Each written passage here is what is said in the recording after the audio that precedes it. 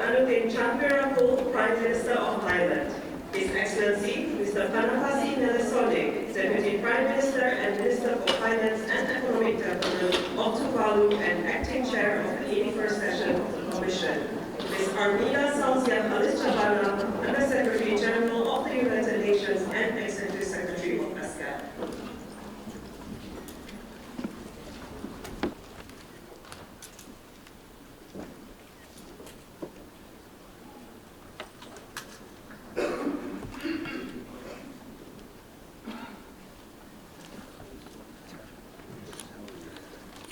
Excellencies,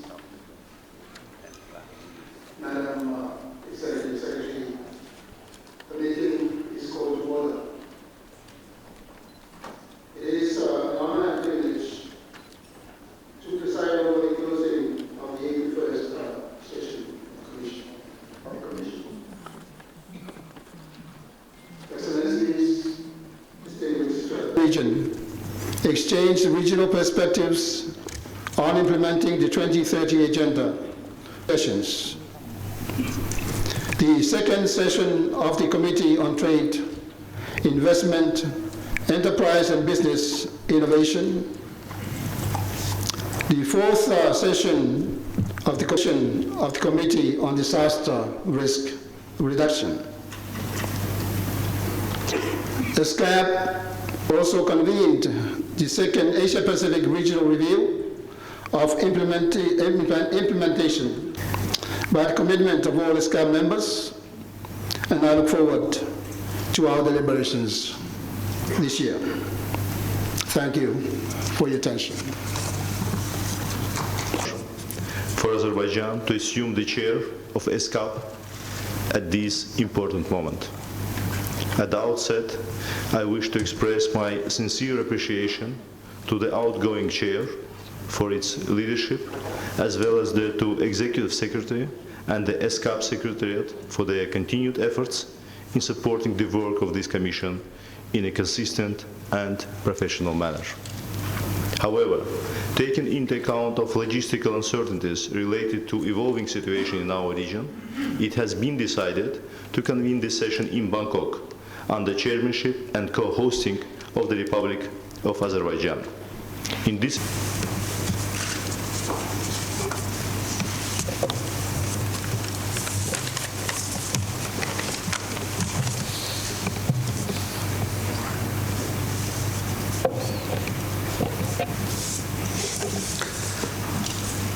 Excellency Mr.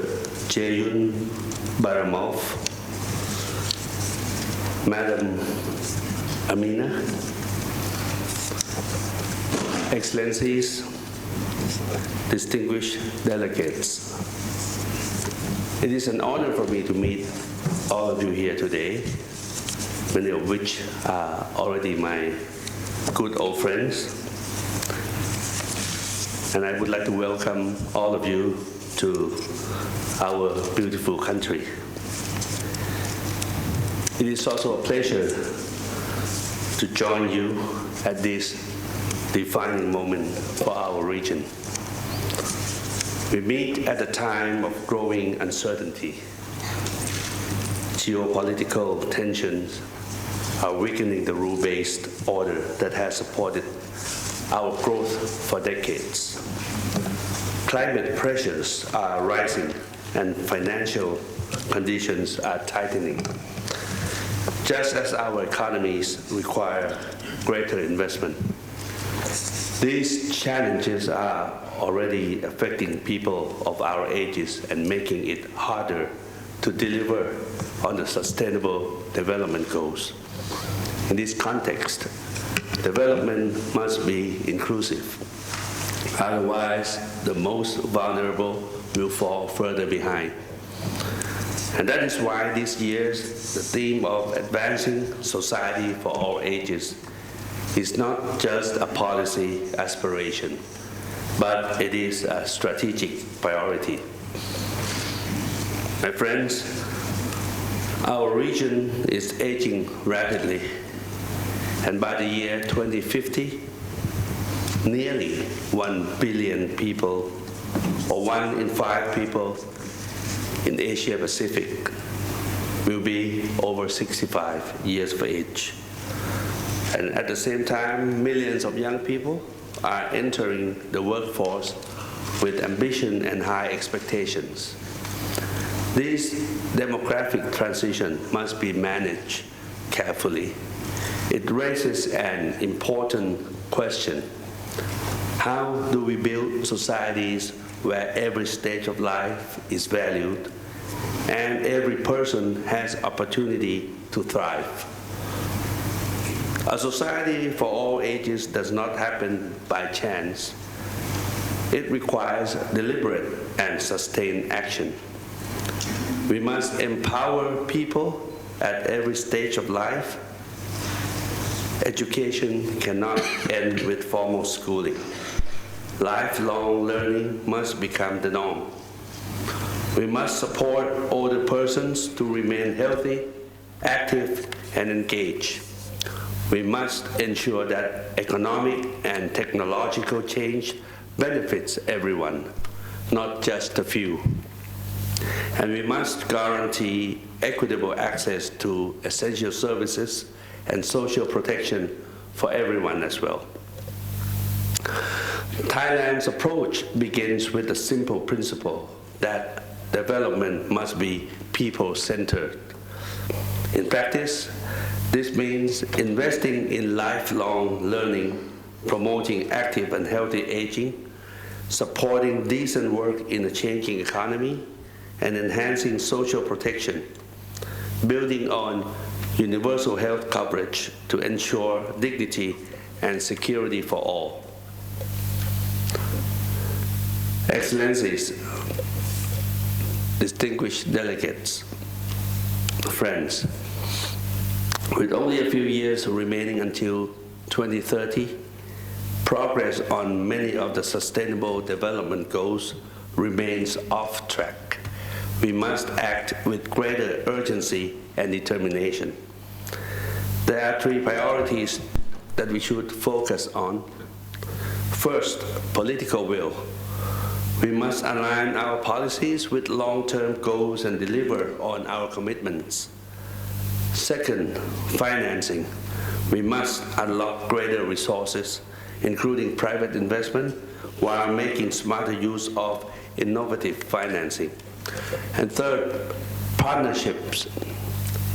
Governments, businesses, conglomerates, communities must work more closely together. Regional platforms such as ESCAP play a vital role in sharing best practices and scaling up solutions. Thailand has been a proud host of ESCAP since 1949. We deeply value ESCAP's role as a platform for dialogue, cooperation, and practical action. In a more complex and fast-changing world, ESCAP must continue to adapt to remain relevant, responsive, and results-oriented.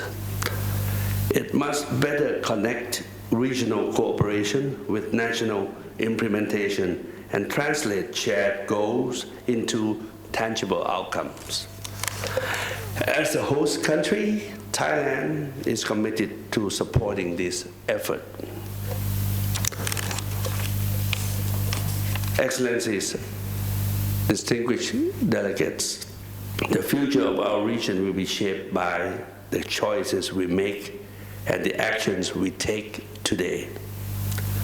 Let this commission be remembered, not for what we said, but for what we delivered for our people in every generation.